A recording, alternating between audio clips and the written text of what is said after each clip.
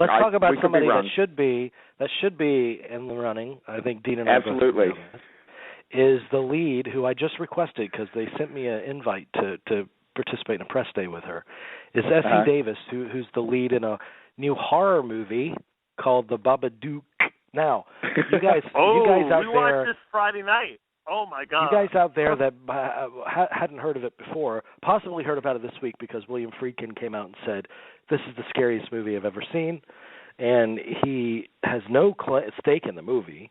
He doesn't know IFC. He's never met the director. He still hasn't met the director. He doesn't know the stars. He just loves the movie so much that he's going to participate in the press for it because he wants to get the word out about it. Yeah, it's better than The Guardian. Well, anyway, let's talk about The Babadook. I mean, what an amazing film. Jennifer Kent is the director. It's from Australia, and it basically covers Essie Davis plays a single mother who is kind of saddled with this kind of borderline insane child that really seems unbalanced, from the very beginning. You brought up a good analogy, though. We need to talk about Kevin. We need to talk about Kevin. I think that's all I could think about the first half of the movie watching it Friday night. I was like, oh my God, I need to have a drink really badly because I bad memories.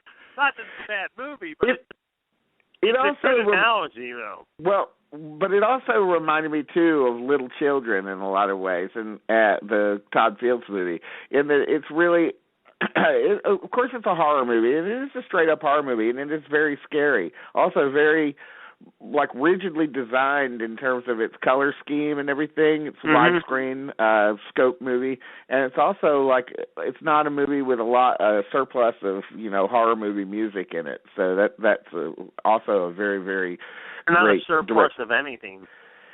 Yeah, well, I mean, a surplus of good stuff, but not a surplus of a lot of cliche stuff. Right? No, not a surplus.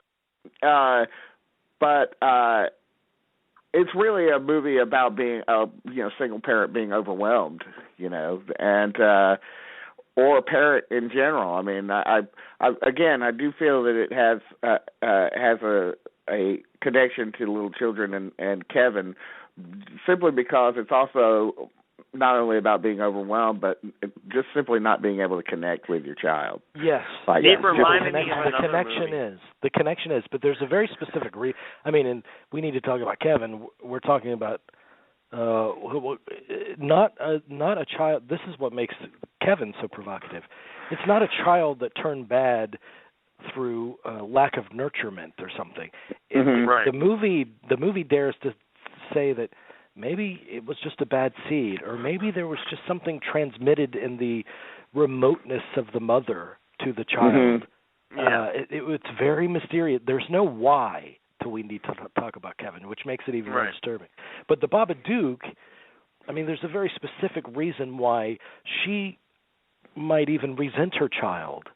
And it's a major plot point in the movie, and that's kind of what drives her mania. So the movie, for me, it toes when it's at its best, and for 95% of it, it's at its best. It toes the line between, is this really supernatural, or is this completely psychological? And you could look at it either way. But there were moments near the end of the movie that I think it tipped its hat too far in one direction.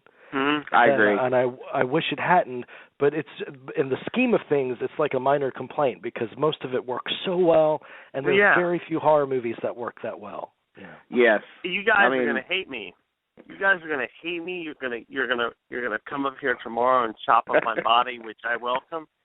You know what movie it reminded me the most of? The Shining. Well, really? I said that in what I wrote about it. It does feel like a miniature version of The Shining. It does, especially that scene where she's trying to get through the door. Oh God! Oh my God! Yeah. Yeah, she's going mad, slowly, isolated in a house with her child. So yes, it does have echoes of that. She must have lived here with my dad at some point, because that would do it to anybody. But that's all I could think of while watching it.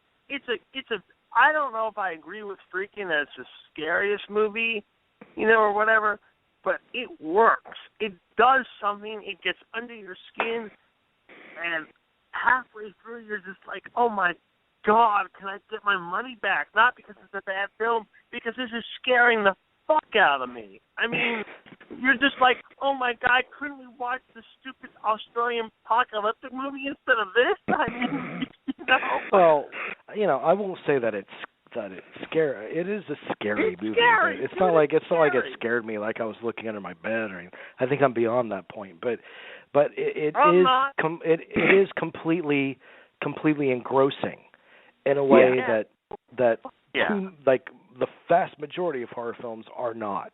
I mean, you are emotionally involved. It's a serious movie as well as a horror film. That's what I said about it. That makes any sense. That's what I said. This could just as easily have been a straight domestic drama as it could have been a horror film. But the fact that it is a horror film brings out the most of that domestic drama. It heightens it. Yeah, it does. My mom agreed with that.